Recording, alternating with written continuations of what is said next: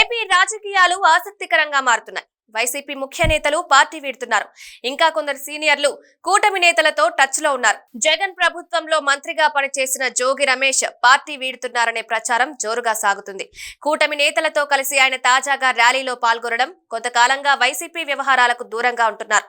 కూటమిలో చేరేందుకు రాయబారం నడిపారు. కానీ అక్కడే అసలు ట్విస్ట్ చోటు చేసుకుంది.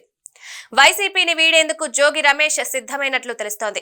జగన్ ప్రభుత్వం జోగి రమేష్ మంత్రిగా పనిచేశారు. చంద్రబాబు, లోకేష్, పవన్ పైన పలు సందర్భాల్లో తీవ్రంగా వ్యాఖ్యలు చేశారు. వైసీపీ అధికారంలో ఉన్న సమయంలో చంద్రబాబు ఇంటిపై దాడి ఘటనలో జోగి రమేష్ పై కేసు నమోదు చేశారు. పోలీసుల విచారణకు హాజరయ్యారు. జోగి కుమారుడిపై కూడా అగ్రిగోల్డ్ భూముల విషయంలో కేసు నమోదైంది. దీంతో కొంతకాలంగా జోగి రమేష్ పార్టీ వ్యవహారాలకు అంటీ ముట్టనట్లుగా ఉంటున్నారు. ఆయన పార్టీ మారే ఆలోచనలో ఉన్నట్లు ప్రచారం సాగింది.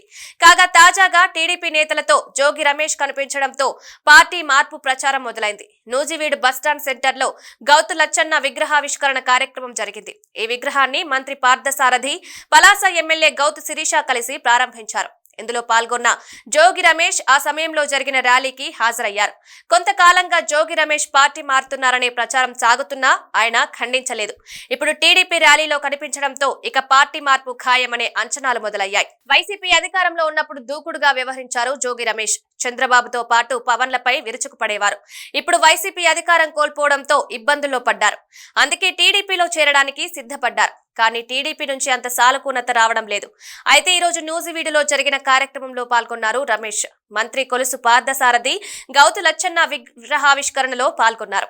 ఈ సందర్భంగా జోగి రమేష్ అక్కడ ప్రత్యక్షమయ్యారు. టీడీపీ ఎమ్మెల్యేలు, మంత్రులతో చనువుగా మిగిలారు.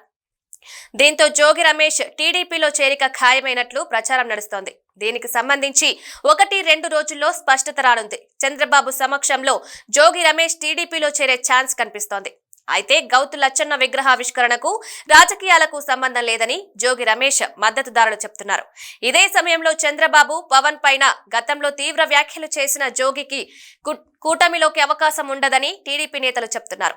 దీంతో ఇప్పుడు జోగి రమేష్ తరపు రాయబారం చేస్తున్న నేతలు ఏటూ తేల్చలేకపోతున్నారు.